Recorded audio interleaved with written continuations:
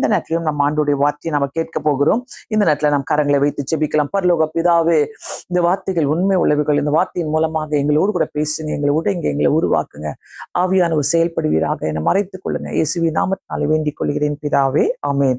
Praise the Lord. நேத்து ஏமாற்றத்தை பத்தி பார்த்தோம். எப்படிலாம் நம்ம ஏமாற்றப்படுகிறோம், ஏன் ஏமாற்றப்படுகிறோம் அப்படிலாம் சொல்லி நம்ம பார்த்தோம். இந்த ஃபுல் வீடியோ கண்டிப்பா ஜெபிக்கலாம் வாங்க என்ற சேனல்ல அந்த ஃபுல் வீடியோ இருக்குது.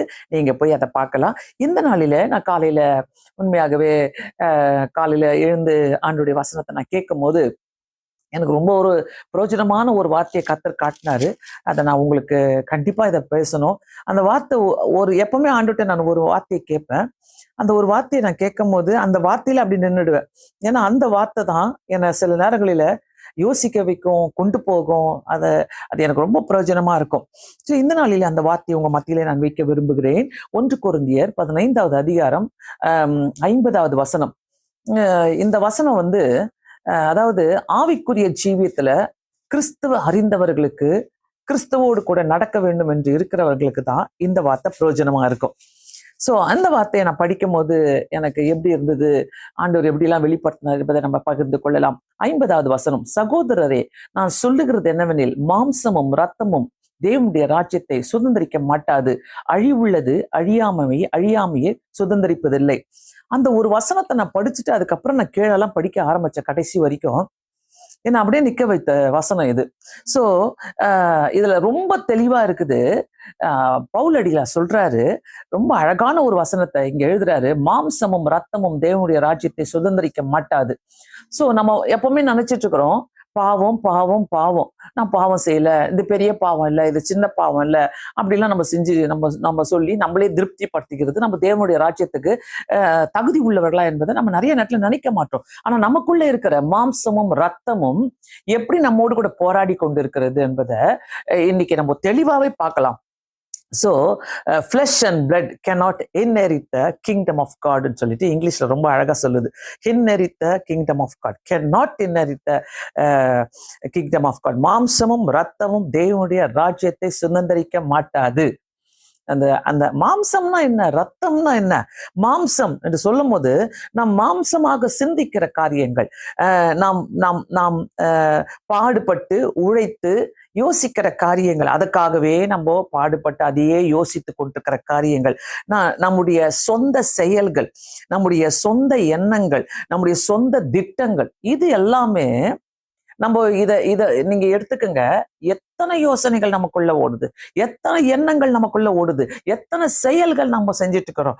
ஸோ இந்த எண்ணங்களும் இந்த செயல்களும் இந்த திட்டங்களும் நம்ம போடும்போது நம்முடைய வாழ்க்கையில இத்தனையும் பார்த்தீங்கன்னாக்கா நம்மள அப்படியே சுழட்டி ஓடிக்கிட்டே இருக்கும் நம்முடைய மனசுல.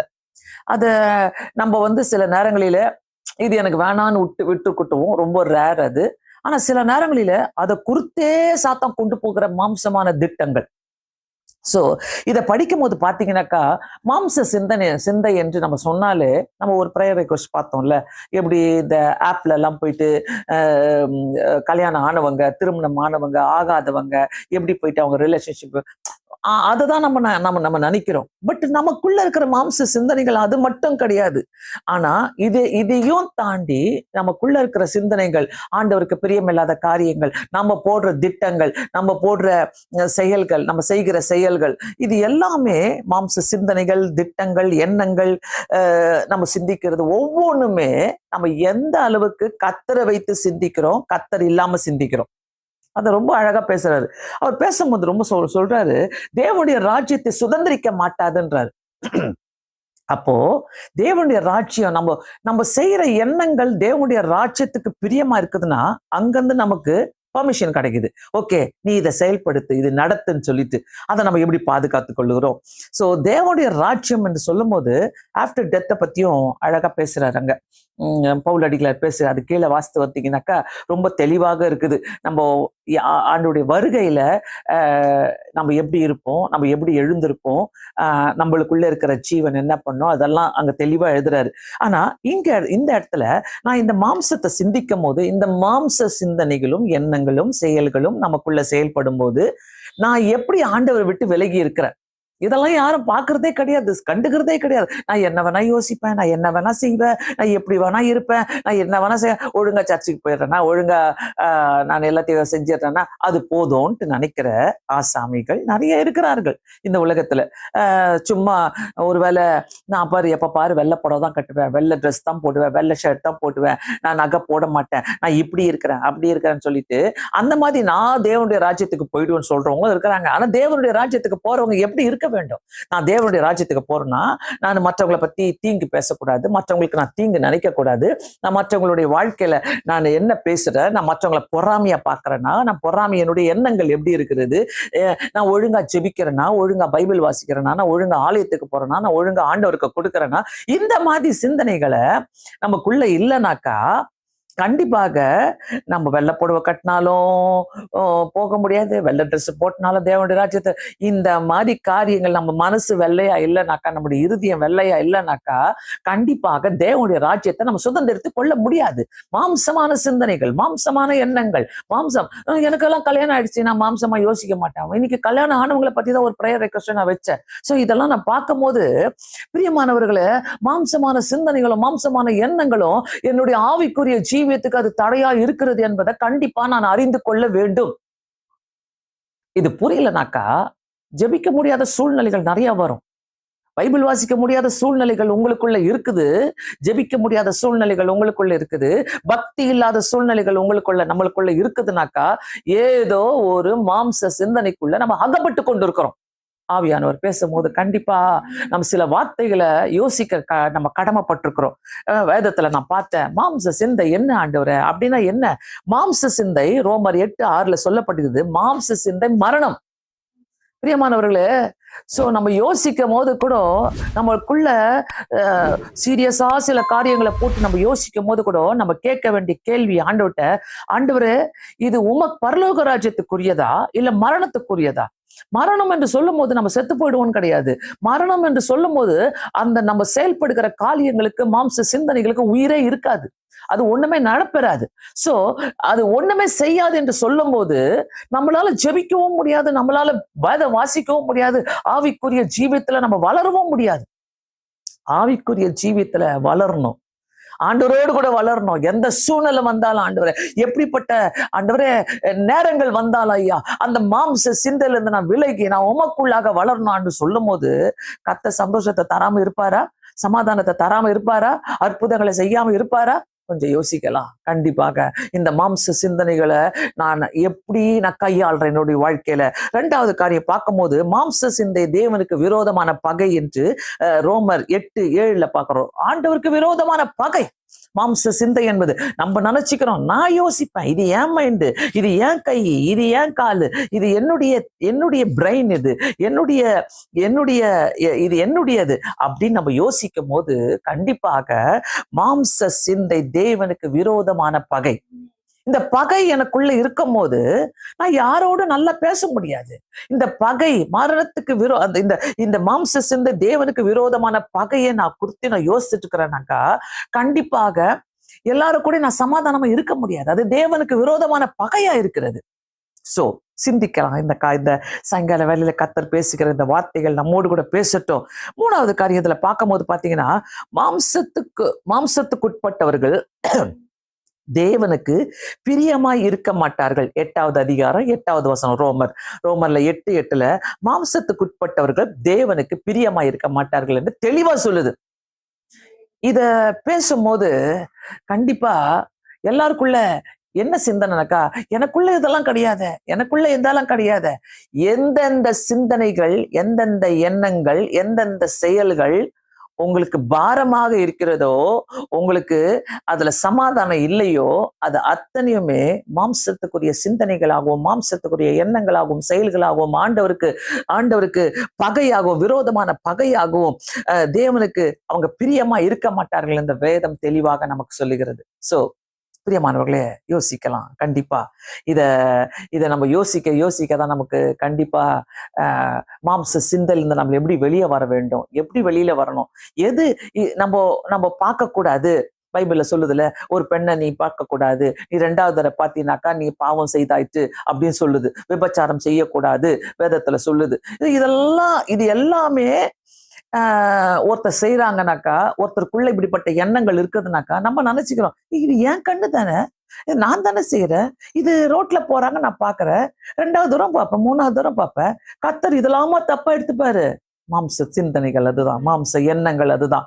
சோ ரொம்ப பரிசுத்தமா வாழணும்னு நம்ம நினைக்கும் போது இப்படிப்பட்ட எண்ணங்களும் சிந்தனைகளும் வரும்போது, சிந்தனைகள்லாம் என்னது, நான் சினிமா பார்க்க மாட்டேன், நான் சினிமா பாட்டு கேட்க மாட்டேன், ஒரு சினிமா பாட்டு வந்தா அது கேட்டா தப்பா, சும்மா கொஞ்ச நேரம் நான் கேட்கறேன் தானே, பாடுறேன்னா, நான் பாடலையே, நான் கேட்கறேன் தானே, எனக்கு பிடிக்குமே இது. சில சினிமாக்குள்ள நான் நுழைஞ்சு நான் பாக்குறேன், சில ஜோக்ஸை தானே பாக்குறேன், காமெடியை தானே நான் பாக்குறேன். பிரியமானவர்களே, ரொம்ப அழகா சொல்லுது பாருங்க அந்த 8வது அதிகாரம் 8வது வசனம், மாம்சத்துக்கு உட்பட்டவர்கள் தேவனுக்கு பிரியமா இருக்க மாட்டார்கள்.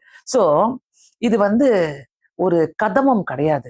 ஆண்டவரையும் நான் வச்சுப்பேன், பைபிளையும் நான் வச்சுப்பேன், ஜபத்தையும் நான் வச்சுப்பேன், மாம்ச சிந்தனையும் வச்சுப்பேன், நான் உலகத்துக்குள்ள எல்லா எண்ணங்களையும் நான் வச்சுப்பேன், நான் என்னென்ன யோசிக்கிறேனோ அதெல்லாம் வச்சுப்பேன், எனக்கு என்னென்ன பிடிக்குமோ நான் வச்சுப்பேன், நான் சினிமாவை வச்சுப்பேன், சினிமா பாட்டை வச்சுப்பேன், நான் உலகத்தை வச்சுப்பேன், சீரியலை வச்சுப்பேன், எல்லாத்துக்கூட நான் ஒத்து போவேன். நோ, கண்டிப்பா இது முடியவே முடியாது.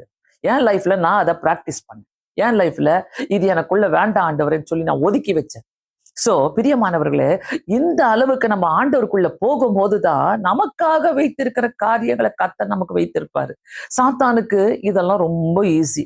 இந்த நான் பேசின இத்தனை விஷயத்துல எங்கெங்கெல்லாம் நம்ம வீக்கா இருக்கிறோமோ அதெல்லாம் உள்ள நுழைப்பான் சாத்தான், ஈஸியா உள்ள நுழைப்பான். உன்னை பக்தியில இருந்து அவனுக்கு எடுக்கிறதுக்கு ஈஸியா அவனுக்கு வழி தெரியும்.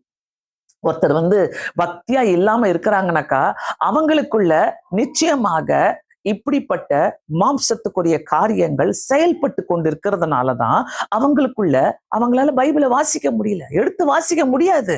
பைபிள் எடுத்து வாசித்தாலே மூடி வச்சிருவாங்க. 2 வசனம் வாசிக்கும் போதே ஒரு மாதிரி பண்ணும், வாந்தி வர மாதிரி பண்ணும், தலை சுத்துற மாதிரி பண்ணும், தூக்கம் வர மாதிரி பண்ணும், படுத்துடலாமான்னு தோணும், சண்டை போடலாமான்னு தோணும், எங்கன்னா ஏஞ்சி ஓடிடலாமான்னு தோணும், வேற ஏதாவது பிஸியான வேலையை செய்யலாமான்னு தோணும். பிரியமானவர்களே, இது எல்லாமே சாத்தான் நம்மோடு கூட போராடுகிற காரியங்கள்.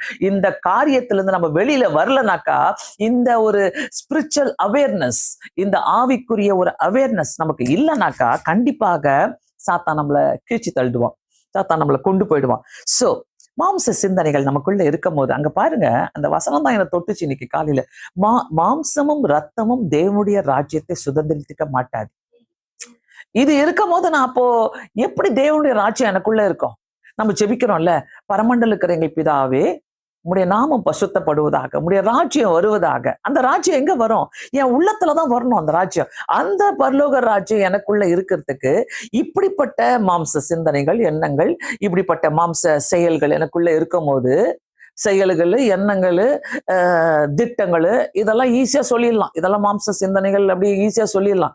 அதுக்குள்ள போய் பாருங்க, எங்கெங்கெல்லாம் நான் வீக்கா இருக்கிறேன், எங்கெங்கெல்லாம் நான் பிசாசுக்கு விட்டு கொடுத்துட்டு இருக்கிறேன், எந்தெந்த இடத்துல எல்லாம் சாத்தான் ஈஸியா என்கிட்ட நுழையிறான். பிரியமானவர்களே, சிந்திப்போம். கண்டிப்பாக இதுல இருந்து வெளியே வரணும்னாக்கா ஆண்டவர் என்னை எடுத்து உபயோகப்படுத்தணுமா? நான் இதை விட்டு வெளியே வந்தாதான் கர்த்தர் என்னை எடுத்து உபயோகப்படுத்துவார்.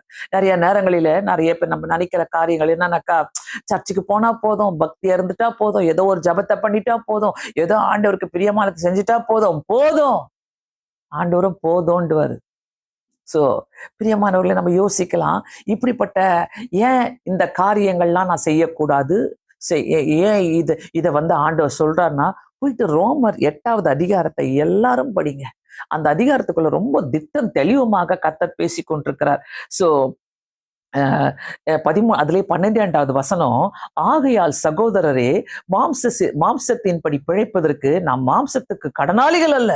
என்ன அழகா சொல்றாரு பாருங்க, ரோமர் 8:12வது வசனம், மாம்சத்தின்படி பிழைப்பதற்கு நாம் மாம்சத்துக்கு கடனாளிகள் அல்ல. கண்டிப்பா நான் சொல்றேன், ஆண்டவருக்குள்ள நடக்கிறதுக்கும் மாம்சத்தை நம்பி உலகத்தை நம்பி நடக்கிறதுக்கும் நிறைய வித்தியாசங்கள் உண்டு. ஆண்டவருக்குள்ள நம்ம நடக்கிறோம்னாக்கா ஆண்டவரே போஷிப்பாரு, மாம்சத்துக்குள்ள நம்ம நடக்கிறோம்னாக்கா, ஐயோ ஏன் இது சரியாகல, இது ஓடலையே, இது நடக்கலையே, இது கிடைக்கலையே, இப்படி போதே, அப்படி போதே, இதை செய்யலாமா, இதை வேணாமா, இது ஏன் எனக்கு முன்னாடி இருக்குது. இதுதான் வித்தியாசம். ஆண்டவருக்குள்ள நடக்கிறோம்னாக்கா நம்ம ஆண்டவரே வழி நடத்துவாரு. அதான் சொல்லுது இங்க, ரொம்ப அழகா சொல்றாரு. மாம்சத்தின் படி பிழைப்பதற்கு நாம் மாம்சத்திற்கு கடனாளிகள் அல்ல. ஐயோ, ரொம்ப ஒரு அழகான வசனம். இன்னைக்கு என்னோடு கூட அதிகமா இது பேசின வசனம். இந்த மாதிரி ஜெப குறிப்புகளை பார்க்கும் போது, ஏன் ஆண்டவரே, உலகத்துல இப்படி நாடகம் நடிக்கிறவங்க, நடிப்புக்குள்ள போறவங்க அத்தனை எத்தனையோ பேர் இருக்கிறாங்களே, ஆண்டவர் மீட்டு கொள்ளணும்ல, ஆண்டவர் உணர்த்தணும் இல்ல. ஒரு உண்மையான ரட்சிப்பு நமக்குள்ள இருக்கும் போதுங்க, இந்த பயம்லாம் நமக்குள்ள இருக்கும். ஒரு உண்மையான ரட்சிப்பு. நான் ரட்சிக்கப்பட்டேன்னு சொல்றதுக்கு, அன்னைக்கு நான் ரட்சிக்கப்பட்டேன்னு இல்ல, அந்த ரட்சிப்புக்குள்ள நான் எப்படி போயிட்டு இருக்கிறேன். சிலருக்கு ரட்சிப்புனாலே என்னன்னு தெரியாது. அப்படின்னா என்னது? கோயிலுக்கு போறது ரட்சிப்பு நச்சுங்கிறாங்க. பைபிள சும்மா தூக்கிட்டு போறது ரட்சிப்பு நச்சுட்டு இருக்கிறாங்க. வீட்டுக்குள்ள பிரேயர் வச்சா ரட்சிப்பு நினைச்சிட்டு இருக்கிறாங்க. இல்லைனாக்கா போய் ராபோச்சனம் எடுத்துட்டா ரட்சிப்பு நினைச்சிட்டு இருக்கிறாங்க. ரட்சிப்பு என்பது நான் மீட்கப்பட்டேன், அதான் ரட்சிப்பு.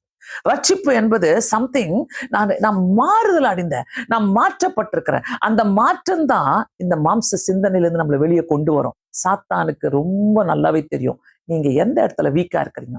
நம்ம எங்க வீக்கா இருக்கிறோமோ அந்த இடத்தையே வச்சு அடிச்சுட்டே இருப்பான், அந்த இடத்தையே நமக்கு காட்டிக்கிட்டே இருப்பான். சோ அதனால்தான் நம்ம கடனாளிகள் அல்ல.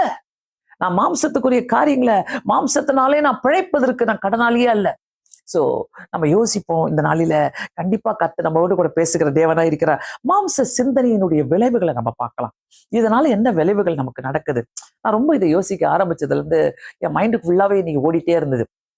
இதனுடைய விளைவுகள் பார்த்தீங்கன்னாக்கா, நம்பர் 1, தேவனை பிரியப்படுத்த முடியாது. ரோமர் 8:8 அழகா சொல்லுது. ரோமர் 8:8 மாம்சத்துக்குட்பட்டவர்கள் தேவனுக்கு பிரியமா இருக்க மாட்டார்கள். நோ, தேவனுக்கு பிரியமா இருக்கிறவங்க யாரு? ஆண்டவரோடு கூட சஞ்சரிக்கிறவங்க. ஏனோக்கு 325 வருஷம் ஆண்டவரோடு சஞ்சரித்தார் என்று நம்ம வாதத்துல பாக்குறோம்.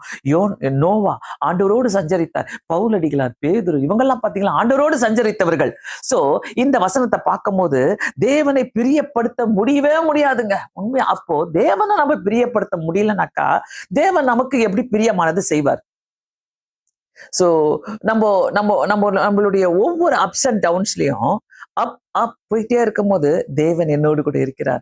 டவுன் டவுன் டவுன் போகும்போது நான் தேவனை பிரியப்படுத்தாம இருக்கிறேன். அதனால்தான் ஐ எம் கோயிங் டவுன், நான் கீழே போறேன்னு அர்த்தம். பிரியமானவர்களை இதை சிந்திப்போம். கர்த்தருக்கு ரொம்ப பிரியமானதே நம்மளை ஆசீர்வதிக்கிறது தான். அதை காப்பாத்திக்க தெரியாம இப்படிப்பட்ட மாம்ச சிந்தைக்குள்ள போயிட்டு, எனக்கு என்ன எல்லாத்தையும் கொடுத்துட்டாரு கர்த்தரு, எனக்கு என்ன கவலை, நான் இப்படி வாழ்றேன், நான் அப்படி வாழ்றேன் சொல்லி இன்னைக்கு மாம்ச சிந்தனைக்குள்ளாக போய்விட்டு அனுபவிக்க தெரியாம, ஆசீர்வாதங்களை அனுபவிக்க தெரியாம, ஆசீர்வாதங்களை பெற்றுக்கொள்ள தெரியாம இன்னைக்கு ஓடோடி கொண்டிருக்கிற அநேகர் உண்டு. ஆண்டவரை விட்டு விலகி ஓடோடி கொண்டிருக்கிறவங்க. 2வது காரியம் பார்த்தீங்கன்னாக்கா, மாம்ச செயல்கள், சிந்தனைகள் எல்லாமே ஆவிக்குரிய வளர்ச்சிக்கு ஒரு தடை. ஆவிக்குரிய வளர்ச்சியே இருக்காது. எந்த அளவுக்கு நீங்க உலகத்துக்குள்ள மூழ்குறீங்களோ அங்க ஆவிக்குரிய வளர்ச்சியை நம்ம பார்க்கவே முடியாது. நோ, அந்த இடத்துல ஆவிக்குரிய வளர்ச்சியே இருக்காது. அந்த இடத்துல ஆண்டவர் ஆவிக்குரிய வளர்ச்சியை தரவே மாட்டாரு. பிளீஸ் இதை நோட் பண்ணிக்கங்க. கண்டிப்பா நான் ஆவிக்குரிய வளர்ச்சிக்குள்ள நான் இருக்கிறேன்னா, ஆவிக்குரிய வளர்ச்சி எனக்குள்ள இருந்தா நான் என்ன செய்வேன்? ஆவிக்குரிய வளர்ச்சி நான் எனக்குள்ள இருந்தா நான் நிறைய பேருக்கு ஜோம் பண்ணுவேன், நிறைய பேரை நடத்துவேன், வழி நடத்துவேன், நிறைய பேருக்கு நான் ஆசீர்வாதமா இருப்பேன். நான் பேசுற வார்த்தைகள் அநேகருக்கு பிரயோஜனமா இருக்கும். எங்கேயோ கொண்டு போயிட்டே இருப்பாரு. ஏன்னா எனக்குள்ள இந்த மாம்ச செயல்கள், சிந்தனைகள் எல்லாமே என்னுடைய ஆவிக்குரிய வளர்ச்சியை தடுக்க கூடாதுன்னு சொல்லிட்டு நான் நடக்கும் போது கர்த்தரை நேர்த்து உபயோகப்படுத்த வல்லவரா இருக்கிறார். பிரியமானவர்களே, இதை சிந்திப்போம். கண்டிப்பாக சிந்திக்க வேண்டிய காரியங்கள். என்ன கர்த்தர் ஏன் எடுத்து உபயோகப்படுத்தவர்? ஏன் எனக்கு எப்ப பாரு ஒரே மாதிரி பிரச்சனைகள் வந்து கொண்டே இருக்கிறது? ஏன் எதுக்காக இது கூட என்னோடு கூட இப்படி சாத்தான் போராடிட்டு இருக்கிறானாக்கா, சில நேரங்களில நீங்க யோசிக்கணும். இப்படிப்பட்ட மாம்ச செயல்களும் சிந்தனைகளும் எல்லாமே என்னுடைய ஆவிக்குரிய வளர்ச்சிக்கு தடையா இருக்கிறதுனாலதான் என்னால ஒண்ணுமே செய்ய முடியல. அடுத்தது பாத்தீங்கன்னாக்கா, ஆவிக்குரிய ஜீவியத்துல குழந்தைகளாகவே இருக்கிறோம். நிறைய பேர் பாருங்க, ஜெபம் பண்ண சொன்னா, ஐயோ நானா, அப்படின்னுவாங்க. பைபிள் வாசிக்க சொன்னா தெரியாது, பிரசங்கம் பண்ண சொன்னா தெரியாது, ஈனுவாங்க. பார்த்துருக்கிறீங்களா? இவங்கெல்லாம் ஆவிக்குரிய குழந்தைகள். பார்க்கறதுக்கு தான் ஜைஜாண்டிக்கா இருப்பாங்க, பார்க்கறதுக்கு தான் நல்லா இருப்பாங்க, பார்க்கறதுக்கு தான் நல்லா வளர்ந்துருப்பாங்க. ஆவிக்குரிய ஜீவியத்துல பார்த்தீங்கன்னா ஜீரோவா இருப்பாங்க. ஸோ பிரியமானவர்களே, நிறைய பேர் நம்ம நினைக்கிறோம் அவுட்லுக்கை பார்த்து, ஓ இவங்க ஸ்பிரிச்சுவலா இருப்பாங்க, ஓ இவங்க ஆவிக்குரிய ஜீவியத்துல சூப்பரா இருப்பாங்க, இவங்க நல்லா ஜெபிக்கிறவங்க போல, அவங்க ஜெபிக்கிற உள்ளுக்குள்ள போய் பாருங்க, அவங்களுடைய தடைகள் அவங்கள ஆவிக்குரிய ஜீவியத்துல அவங்கள கர்த்தர் உபயோகப்படுத்த முடியாத சூழ்நிலையில வச்சிருப்பார். ஏன்னாக்கா இன்னமும் மாற்றப்படல, இன்னமும் மாற்றப்படாம இருக்கிறாங்க. சோ அதனுடைய விளைவுகள் பார்த்தீங்கன்னாக்கா ஆவிக்குரிய ஜீவியத்துல குழந்தைகளாகவே இருக்கிறார்கள். மூன்றாவது காரியம், மாம்ச சிந்தனையுடைய விளைவுகள்ல மூன்றாவது காரியம், பாவம் பாவ செயல்களை வெளிப்படுத்தும் போது மாம்ச சிந்தனைகள், நம்முடைய பகை, கோபம், இது எல்லாமே வெளியே வரும். இது ஒரு லிஸ்ட் பவுலடிகளார் சொல்றாரு. கலாத்தியர் 5வது அதிகாரம் 19வது வசனத்துல இருந்து 21வது வசனம் 21 வரைக்கும் கூறப்பட்டுள்ளது. என்னென்னலாம் தீங்குகள், என்னென்னலாம் பாவங்கள், என்னென்னலாம் செயல்கள், அதுல கண்டிப்பா ஒரு 5-10 நம்மளுடைய வாழ்க்கையில இருக்கும். ஏன்னா நம்ம பகைக்கு இடம் கொடுப்போம், நம்மளுடைய செயல்கள் பொய்க்கு இடம் கொடுப்போம், நம்ம மற்றவங்களை பத்தி பேசுறதுல இடம் கொடுப்போம், புறங்கூறுதல இடம் கொடுப்போம், நம்மளுடைய வாய் பார்த்தீங்கன்னா பல பல காரியங்களை பேசிட்டு இருக்கோம். பிரியமானவர்களே, மாம்ச சிந்தனையின் விளைவுகள் நம்மள இப்படிப்பட்ட பாவங்களுக்கு உட்படுத்தும், நம்மள தள்ளிவிடும் மாம்ச சிந்தனைகள். சோ கண்டிப்பா நம்ம யோசிக்க வேண்டிய காரியமா இருக்கிறது. இந்த மாம்ச சிந்தனையிலிருந்து வெளிவருவது எப்படி? நம்ம இதை அடுத்தது பார்க்கலாம். நான் 3 காரியங்களாக பிரித்து வைத்திருக்கிறேன். இந்த மாம்ச சிந்தனையில நான் எப்படி வெளியே வர முடியும்? நம்பர் 1, நமக்குள் இருக்கிற புதிய சிந்தையை வளர்த்து கொள்ள வேண்டும். ரோமர் 12:12 பார்த்தீங்கன்னாக்கா, ரோமர் 12வது அதிகாரம் 12:2 பார்த்தீங்கன்னாக்கா, நீங்கள் இந்த பிரபஞ்சத்தின் ஒத்த வேஷத்தை தெரியாமல் தேவனுடைய நன்மையும் பிரியமும் பரிபூர்ணமான சித்தம் என்னதென்று பகுத்தறியத்தக்கதாக உங்கள் மனம் புதிதாக்குறதுனாலே மறுரூபமாகுங்கள். ஆண்டவர் கேட்கிற ஒரு விஷயம் என்ன தெரியுமா? இந்த மாம்ச சிந்தனையிலிருந்து நான் வர வேணும்னாக்கா நான் மறுரூபமாக்கப்படணும், மாற்றப்பட வேண்டும். இது எனக்குள்ள இல்லைனாக்கா கண்டிப்பாக கர்த்தரால எதுவுமே செய்ய முடியாது. பிரியமானவர்களே, சோ இந்த மாம்ச சிந்தனைகள் எப்படி என்ன ஆட்கொண்டிருக்கிறது, இந்த மாம்ச சிந்தனைக்குள்ள நான் எப்படி இருக்கிறேன், இது என்ன எப்படி வழி நடத்தி கொண்டிருக்கு நீங்க யோசித்தீங்கன்னாக்கா, இந்த பிரபஞ்சத்தின் வேஷத்தை நம்ம தரிக்க கூடாது. இந்த உலகத்தினுடைய எல்லா காரியமும் எனக்கு வேணும், உலகத்துல எல்லாமே நான் கேட்கிற மாம்சத்துல நீ சம்பாதிக்கிற ஒன்னும் நீ கொண்டு போக போறீங்களா? மாம்சத்துல சம்பாதிக்கிற உங்க சிந்தனைகள், உங்க காரியங்கள், உங்களுடைய ஒவ்வொரு காரியத்தையும் உங்க கூட வரப்போதா? லூக்கா 1 கொரிந்தியர் 15வது அதிகாரத்தை 50வது வசனத்துக்கு மேல நீங்க போய் வாசிங்க, தெளிவா இருக்குது. நம்ம கூட எந்த ஒரு மாம்சத்தின் காரியமும் வரப்போறதே கிடையாது. நான் எப்பவுமே சொல்றேன், பரலோகத்துக்கு போனா ஆண்டவர்கிட்ட நம்ம 2 காரியம்தான். ஏன் ஆத்மா, நான் சம்பாதித்த ஆத்மாவை கர்த்தர் கேட்பார். நீ எத்தனை ஆத்மாவை சம்பாதித்த? அததான் கேட்பார் கர்த்தர். பிரியமானவர்களே, யோசிப்போம். 2வது காரியம், இந்த மாம்ச சிந்தலிருந்து நான் வெளிவருவது எப்படி? ஆவியின்படி நடக்க கற்றுக்கொள்ள வேண்டும். மாம்சத்தின்படி செயல்களை அடக்கி ஆவியானவரின் வழி நடத்தத்துக்கு ஒப்பு கொடுக்க வேண்டும். சோ நான் ஆவியின்படி நடக்க கற்றுக்கொள்ள வேண்டும். எப்படி நடக்கணும்? ஆவிக்குரியவங்களோடு கூட கனெக்ஷன் வச்சுக்கோங்க. உங்க வேதத்தை படிங்க, பைபிளை வாசிங்க. பைபிளை என்னைக்கு நீங்க வாசிக்காம இருக்கிறீங்களோ, என்னைக்கு முழங்கால் போடாம இருக்கிறீங்களோ, சாத்தான் உங்க பக்கத்துலதான் நிக்கிறான். சாத்தான் ஆண்டவர் என்னைக்குமே லாங் ரோப் கொடுப்பார். Long rope. Okay, enjoy. You don't want to read the Bible? Okay fine. நீ ஜெபம் பண்ண விரும்பலையா? Okay fine. லாங் ரோப்பை கொடுப்பாரு. அந்த ரோப்பை அவர் எடுத்துட்டான்னா, கையை எடுத்துட்டான்னா எங்க போய் விழுவோன்னு தெரியாது. பிரியமானவர்களே, அதான் சாத்தான் கொடுக்கறதெல்லாம் very nice, very good, super, இப்படியா அப்படியா, ரொம்ப நல்லா இருக்குதே, சூப்பரா இருக்குதே, வெரி நைஸா இருக்குதே, ஐயோ எங்கேயோ போயிட்டோமே அப்படின்ற சிந்தனைகளை சாத்தான் கொடுக்கும் போது, God has given you the long rope to go, but கர்த்தர் அதை எடுத்துடுவாரு. ஏன்னா சாத்தான் உன் கூட நின்றுட்டு இருக்கிறான். என்னைக்கு நம்ம இதெல்லாம் நம்மளுடைய வாழ்க்கையில, ஆவிக்குரிய வாழ்க்கையில நம்ம நடக்க முடியாம இருக்கிறோமோ, ஜெபிக்க முடியாமல் இருக்கிறோமோ, வேதத்தை வாசிக்க முடியாமல் இருக்கிறோமோ, ஆண்டவருக்குள்ள நடக்க முடியாமல் இருக்கிறோமோ, ஆண்டவரை பத்தி சிந்திக்காமல் இருக்கிறோமோ, எல்லா பாவமும் உள்ள வரத்துக்கு நம்ம ஒரு டஸ்ட்பின்னா மாறிடுவோம். யோசிப்போம், தயவு செய்து யோசிப்போம். நான் நிறைய நேரங்களில கவலைப்படுற ஒரு காரியம் என்னன்னாக்கா, நல்லா ஜெபித்தவங்க, நல்லா ஜெபிக்கிறவங்க, நல்ல ஆண்டவருக்குள்ள இருக்கிறவங்க, ஆண்டவரை பத்தி பிரசங்கம் பண்ணவங்க, இவங்க எல்லாம் ஆண்டவரை விட்டு விலகி போகும்போது மனசு வலிக்கும் எனக்கு. ஐயோ ஆண்டவரே, என்னை எடுத்து உபயோகப்படுத்துங்களேன் அவங்க வாழ்க்கையில. நான் கேட்பேன், ஆண்டவரை விட்டு விலகுற நேரத்தை நம்ம கேட்கவே கூடாது. ஆண்டவரே, நான் உங்களை மட்டும் விட்டு விலகவே கூடாது. என் ஜெபம் எப்பவுமே ஆண்டவரோடு கூட அப்படிதான் இருக்கும். ஆண்டவரே, ஒரு நிமிஷம் கூட என் சிந்தனையில கூட ஆண்டவரை ஆசைப்பட்டு கூட உலகத்துக்குள்ள நான் உழக்கூடாது. எஸ் சுவாமி, உலகத்தின் காரியத்துக்குள்ள நான் விழக்கூடாது. ஏன்னா நான் இன்னைக்கு நான் போராடி கொண்டு இருக்கிறதோட ஆண்டவரோடு கூட நடக்கிறது தான் என்னுடைய பெரிய சவாலா இருக்குது. ஆண்டவரோடு கூட நான் நடந்துகிட்டே இருக்கணும். ஆண்டவருக்காக நான் எதையாவது செய்து கொண்டே இருக்கணும். இதுதான் கண்டிப்பா ரொம்ப முக்கியமா இருக்கிறது. அடுத்த காரியம் பாத்தீங்கன்னா, இந்த மாம்ச சிந்தையில இருந்து நான் வெளியே வருவது எப்படின்னாக்கா, ஆவியின் கனிகள் ஏற்றுக்கொள்ள வேண்டும். கலாத்தியர்ல சொல்லப்பட்டிருக்குது கடைசி அதிகாரத்துல, இந்த ஆவியின் கனிகள் எனக்குள்ள இருக்கும் போது கண்டிப்பாக கர்த்தர் அத்தனையும் நம்மளுக்கு ஆசீர்வாதமாக மாற்றி கொடுக்கிறார். இந்த ஆவியின் கனிகள் அன்பு, சந்தோஷம், சமாதானம், அந்த ஒருவரும் நீடிய பொறுமை, இது எல்லாமே நமக்குள்ள இருக்கும் போது கர்த்தர் நம்ம ஆசீர்வதிக்க தேவனா இருக்கிறார். 1 கொரிந்தியர் 2வது அதிகாரம், இது ஒரு முக்கியமான வசனம், நான் வாசிக்க விரும்புகிறேன். 2வது அதிகாரம் 14வது வசனத்திலிருந்து 16வது வசனம் வரைக்கும் பார்த்துக்குங்க. கண்டிப்பாக ஜென்ம சுபாவமான மனுஷனோ தேவனுடைய ஆவிக்குரியவைகளை ஏற்றுக்கொள்ளான். நல்லா புரிஞ்சுக்கங்க. அப்போ ஆவிக்குரிய ஜீவியத்துல நடக்காம இருக்கிறதும் ஒரு ஜென்ம சுபாவம்.